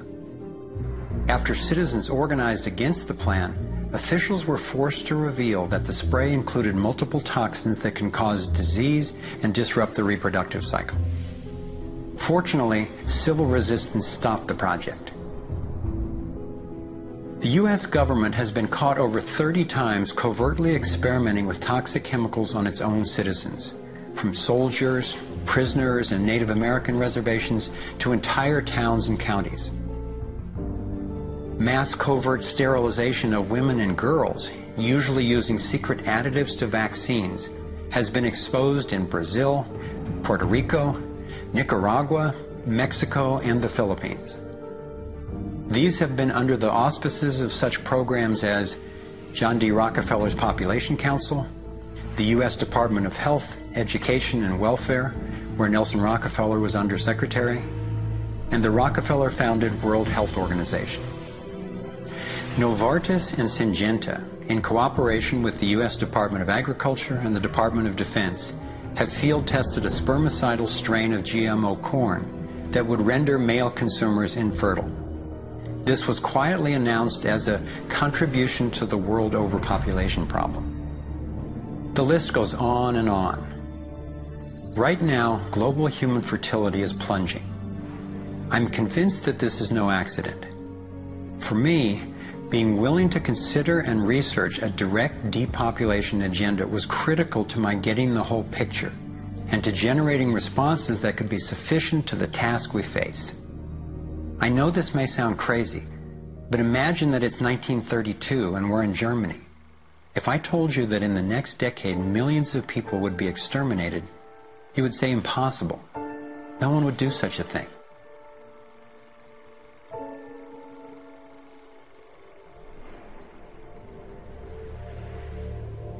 This is what depopulation looks like today.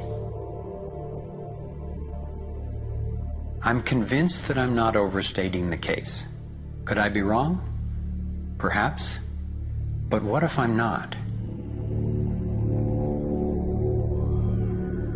We are at a critical fork in the road in human evolution. One road is leading toward tyranny and possible self-destruction. The other would lead us to a peaceful, healthy civilization based on honoring the rights and freedom of every single person on the planet.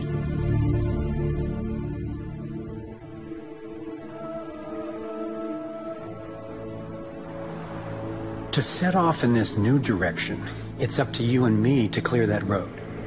The time has come to say, enough. There is another way. I believe that together we have the knowledge, the resources, and the solutions to meet that challenge.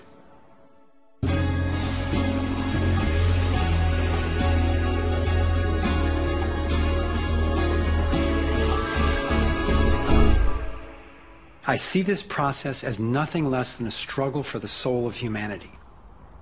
It begins with a shift in worldview, answering the question, who are we really? What is human nature? Are we humans what the elite would have us believe? Stupid, greedy creatures who, if left to our own devices, would devolve into violence and chaos, and so for our own good must be ruled over by a self-appointed elite? Or are we naturally caring and creative?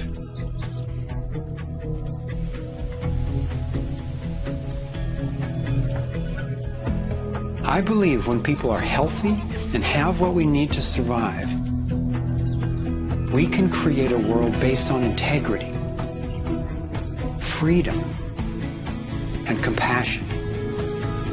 a world where everyone can thrive. Which of these two views will shape our future? That's our choice now. The agenda of the ruling elite is the product of a destructive worldview, based on their beliefs that there's not enough to go around, that some people are more deserving than others, and that their own safety depends on maintaining absolute control over the rest of us. In short, their worldview is based on scarcity and fear. But as powerful as they are, the architects of the New World Order cannot create their dreadful vision without our collusion. To stop them, to render their agenda obsolete, we have to wake up. We have to take action. This is like the last effort of a particular phase of civilization. It's its last gasp, really, and I often use the metaphor of the caterpillar becoming the butterfly, because the caterpillar crunches its way through the ecosystem. It's very destructive. It eats 300 times its weight in a day until it's so bloated that it hangs itself up and goes to sleep, and its skin turns into a hardened chrysalis. And then in its body you get these imaginal cells, biologists actually call them that, forming within the caterpillar's body. The caterpillar's body then actually becomes a nutritive soup for those cells. But what's important about that metaphor is that the old and the new coexist for a while. And it's the job of the caterpillar to preserve its life.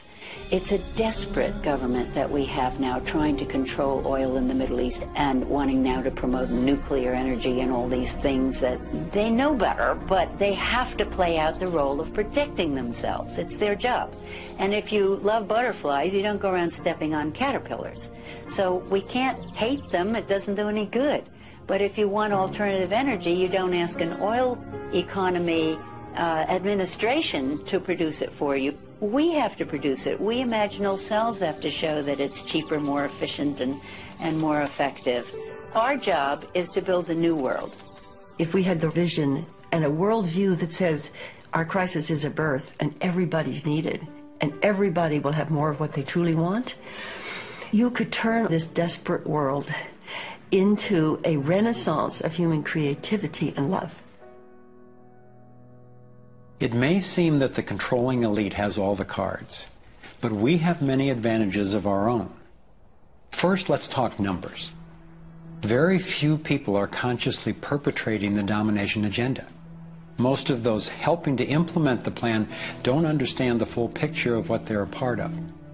By my calculations, we outnumber the actual architects of the plan by more than 1,000,000 to 1 in the U.S. alone. Entrepreneur and environmentalist Paul Hawken estimates that there are now well over 1 million organizations in the world that work towards social and environmental justice, comprising the largest social movement in the history of humankind. This movement, when connected electronically, could become a network of networks that will be the most powerful activist force for change ever.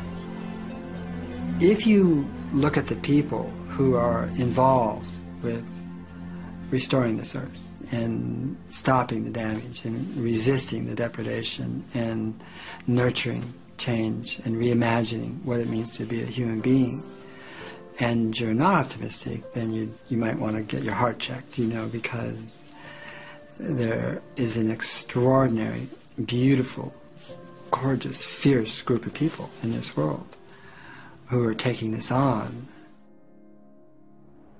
The second important advantage for us is that all the power centers that the elite control require our participation.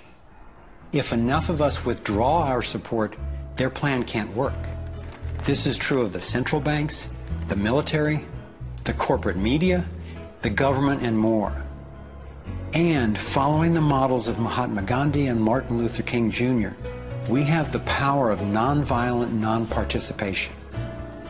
It takes tremendous energy, resources, and deception to try to dominate the lives of others. In moving toward freedom, on the other hand, we have on our side the evolutionary life force and what Gandhi called satyagraha, the simple power of truth. In India, we have thousands of villages which are now freedom zones. So we will not accept patenting. We will not cooperate with it, just like Gandhi did not cooperate with salt laws.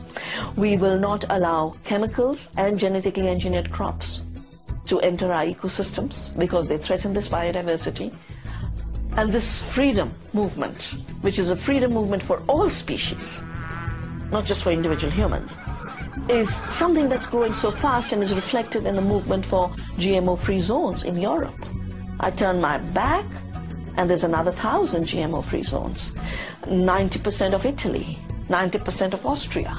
The freedom zones around the seed, around food, are creating massive shifts. In Bolivia, a grassroots movement took to the streets, relentlessly banging pots and pans, and eventually stopped the foreign corporate takeover of their water resources. Though very little is shown by the corporate media, there are countless success stories going on every day all over the world.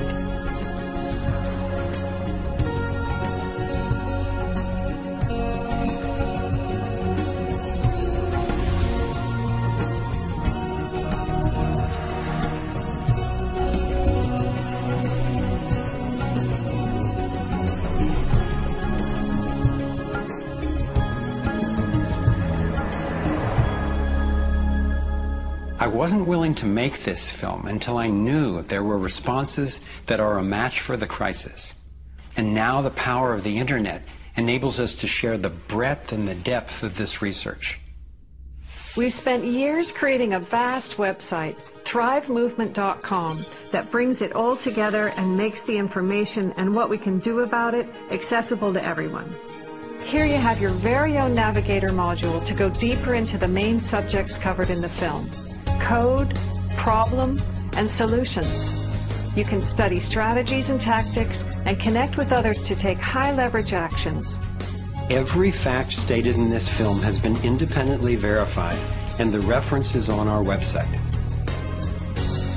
This sector navigator facilitates whole systems thinking that recognizes that actions in one area impact all the others. The center of the sector navigator is worldview, because it determines how we experience everything that happens within and around us. In every sector, you'll find critical issues, resources, group strategies, and individual actions to peacefully and productively affect real change. Our resource tree will link you to the people, organizations, and media that we most recommend to help you get more fully educated and engaged. I was encouraged to find that there are a minimum number of actions which, working together, can tip the scales. It's not endless. Once we see the big picture, we'll look at what each of us can do to help accomplish it. Let's take a look at the strategic antidotes to their economic domination. We need to stop any more bailouts of banks or corporations, dismantle the Federal Reserve, withdraw taxpayer support from central banking agencies such as the IMF and World Bank, allow development of alternative currencies and independent banks, and refuse international taxes. My main emphasis is on solutions in the U.S., because that's what I know best. But just as the predicament is global, so are the principles on which the solution strategies are based. Here are some tactical actions that we can take as individuals that don't take much time or money to make a real difference right now. Get informed, speak up, and connect with others. Bank locally. When we move our money out of the big centralized banks and into locally owned banks and credit unions, we defund the problem and fund the solution all in one move. Buy and invest responsibly. Every dollar you spend sends a message. Join the movement to audit and end the Federal Reserve. It's robbing us. Join a coalition to keep the internet fair and open. Don't let anybody take control over it. Support independent media. Get your information from diverse sources and think about who's funding the news you get. support organic, non-GMO farming. Join movements to bring about honest elections, including traceable paper ballots and campaign finance reform. Congress can only be accountable to us when corporations stop funding them. Advocate for renewable and new energy technology. Bring the conversation about free energy out into the open. It will transform the power dynamic on this planet faster than anything in recorded history. Sign up for Critical Mass Actions. It's a strategy to leverage our power by waiting until a huge number of us agree to participate before taking an action. Imagine 1 million of us acting in unison. Then again, imagine even more.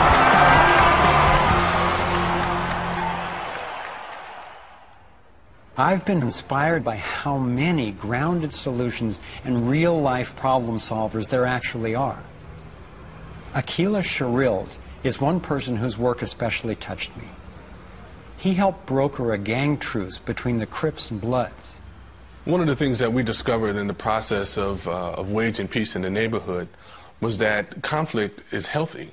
You know, it's unresolved conflict that actually leads to violence.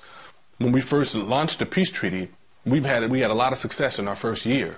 Gang homicides dropped 44% in the neighborhood based upon our actions. Aqeela describes what happened when two rival gang leaders finally met after the truce. The brother came up to him and told him, man, look, I know you got some hard feelings for me. You know, maybe I got some hard feelings for you. He said, but because of this truce, man, he said, I'm willing to put all of that to the side. And he stuck out his hand. He hugged him and he said he closed his eyes because he was preparing for a sharp, a knife to enter his back. He was waiting for for a bullet, to be shot into his stomach. But he said after a few moments, he held that embrace. He realized that, that it was genuine. I believe that having a clear picture of our potential is as important as uncovering what stands in its way. So I want to take you to a possible world of the future. It's a world the elite would have you believe is an impossible pipe dream, but I'm convinced it's a world that is utterly within our grasp. We can create a world where people can thrive, where we can feel safe and secure. The air, water, and food are clean. A world where communities are capable of producing their own energy and food, and trade is open and fair. Rather than focusing on punishment, instead justice restores lives and losses. Insurance pays doctors to keep people healthy. Education is voluntary, serving the needs of individuals instead of corporations. We get honest feedback from independent media. There are no subsidies and no bailouts. Imagine that with an honest money system, little or no taxes, and low electric and fuel bills, you would have the money to pay off your home and car and be free to save and invest. You would enjoy more wealth, freedom, and security, all while working the same or probably less.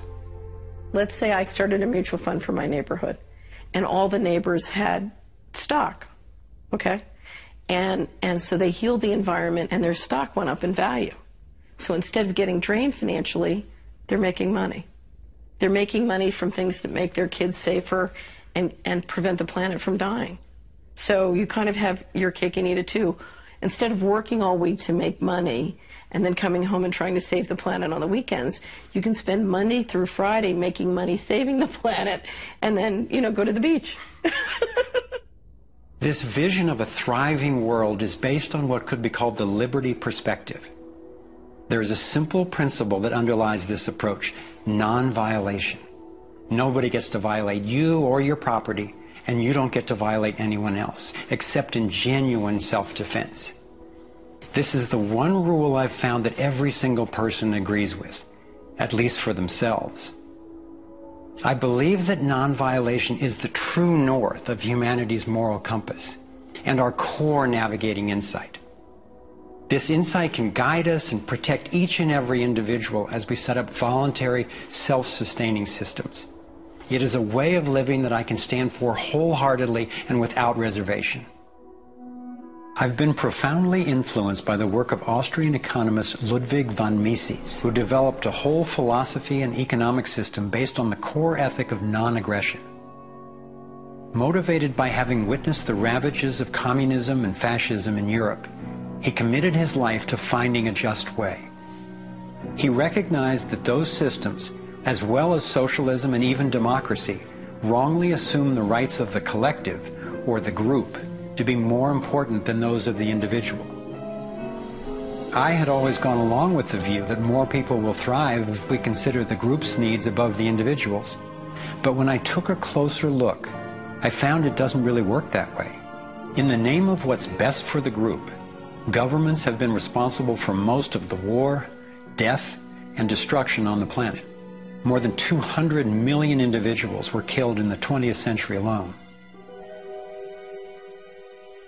So how would applying the principle of non-violation change this dynamic?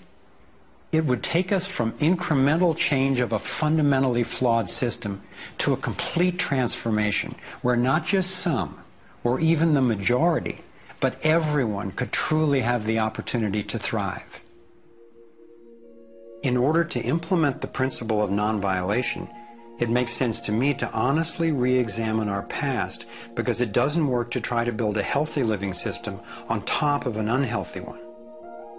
We have to go back to the most fundamental acts of injustice upon which the country was founded, in the seizure of the lands of the people and the slaughter of their women and children, and the rendering destitute most of the remnants of these people, is such a grievous wrong that we believe that we have to deal with that, to come to grips with that in a fundamental way.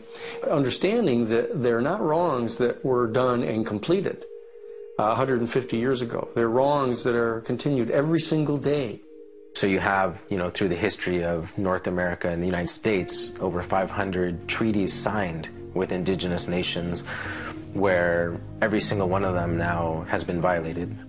You have, in fact, a tremendous amount of wealth having been generated from indigenous people's lands and resources, and billions of dollars every year still being generated by corporations and European nations based on the continued exploitation of indigenous people's lands and resources. If we didn't have large corporations, if we didn't have Western governments defining how you and I were to relate to each other, living here in North America now together, how would we relate to one another? How would we make it different?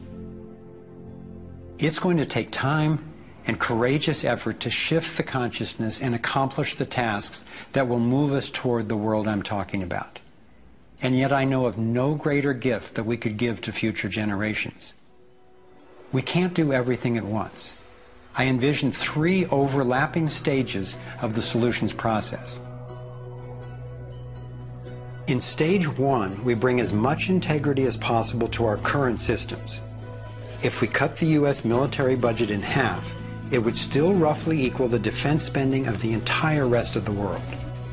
Between that and getting rid of the Federal Reserve, over $1 trillion a year would be freed, enough to feed everyone on our planet, deal with social issues, and heal our environment.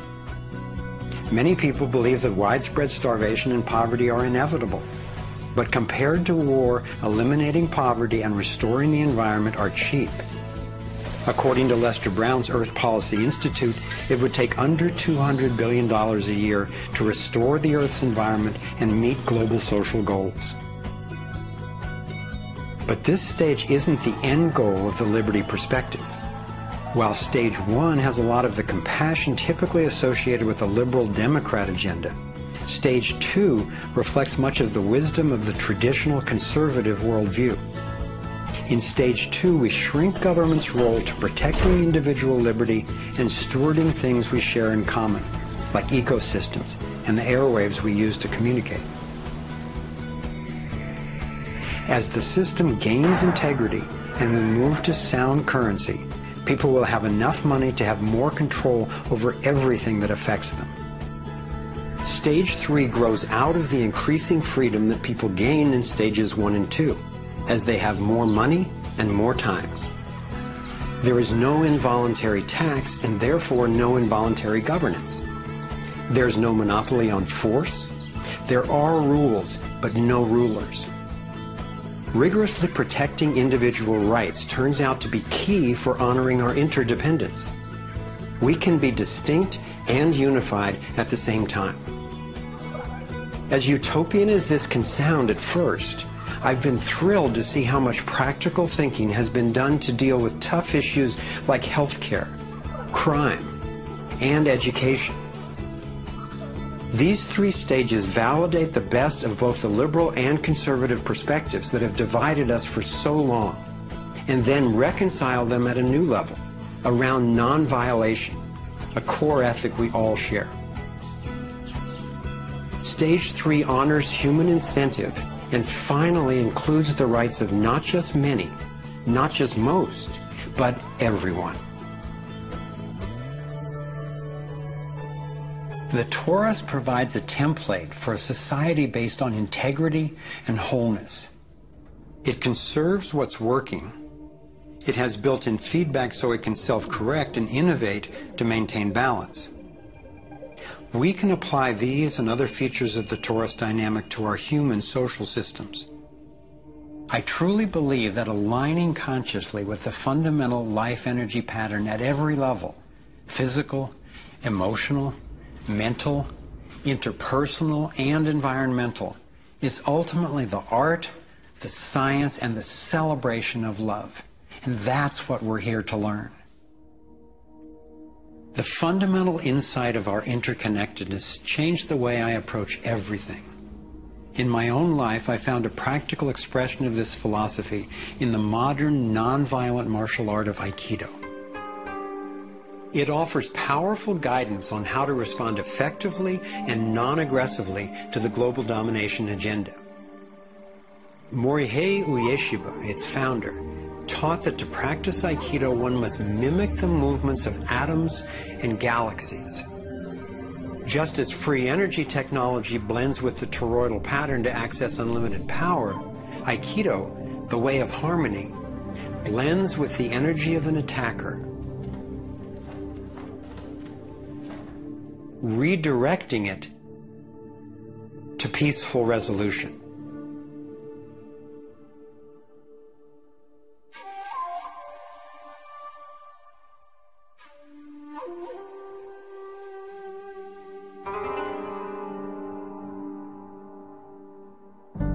Gandhi and King applied these principles of non-aggressive power at the economic and social levels.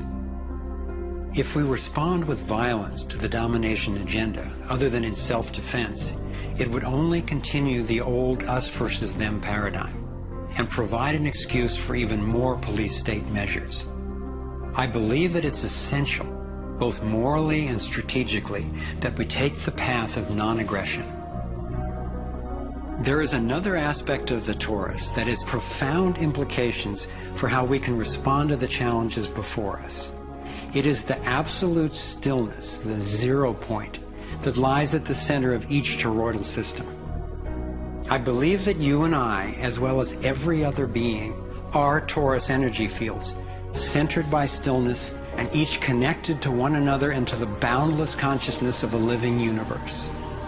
As much as I benefit from the experience of others, as highlighted here with the Navigating Insights, and as valuable as daily feedback is about what's really going on in the world, as we see with the vitals, I've come to recognize that our primary compass is our own inner guidance. As we learn to quiet the noise and amplify the inner signal, we can better hear the voice that naturally knows and offers wise direction. We have an entire inner life, a vibrant and lively inner life that is truly the navigator of the path that we take on the outside. If your inner life is the driver of how you show up in the world, it makes sense that if you want to have anything to do with where you're going, that you have to be in relationship to that inner life. You have to be in relationship to the driver. As we develop increased relationship to who's in the driver's seat, what happens is there is a synergy. It's a symbiotic relationship, that our inner lives are actually able to be more in tandem with where we're choosing to go, and we're able to get there. We're not nearly as insignificant in our impact as we think we are. In order to heal the world, we have to start telling a different story to ourselves. We have to start engaging in a different story with others.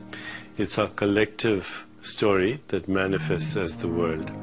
Humanity is now in a very interesting evolutionary phase in which we move from hostile, aggressive competition, which is the nature of young species, into a more mature mode of cooperation, collaboration. There's no question in this country that money, that capital is being increasingly concentrated in the hands of a few. And those who are so powerful are concentrating it further. But there is a force that's more powerful, and that's the power of the people. When we look at the crises now, it is so easy to fall out of love with life. It is so easy to get pessimistic and desperate. But from my perspective, the crisis has matured to the point of being on the threshold of mass awakening, and that feeling inside me gives me the vitality to know that no matter how small what I'm doing looks to me in the face of these huge problems, that the impulse of evolution is not small. And when it's in everybody who's waking up, it's huge. And as more and more of us are waking up, linking up, and daring to speak up, the scheme for global domination is being exposed. And we're discovering solutions that can create the world we yearn for and deserve.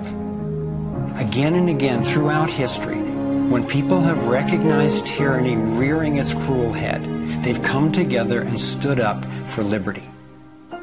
I am confident humankind will look back on this period and be proud that when we saw, we acted. Thank you for coming on this journey with us. I'm convinced we have what it takes to thrive. Let's make it happen.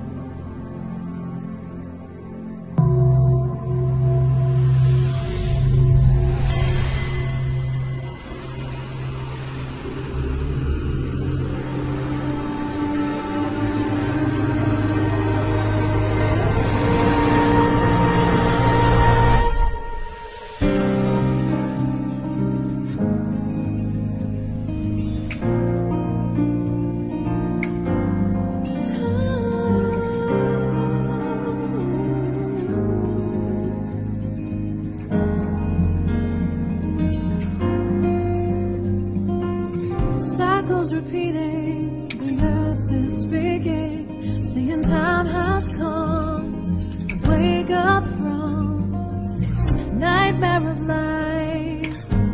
So many shattered lives reaching out, crying out for freedom, crying out for love. Carried by the current, till we stand side by side on the brink of a brand new dawn. We come together while the waters rise. There's a stirring deep inside. We come together to stand up for our lives. What on earth does it take to thrive? While we've been sleeping, our hearts were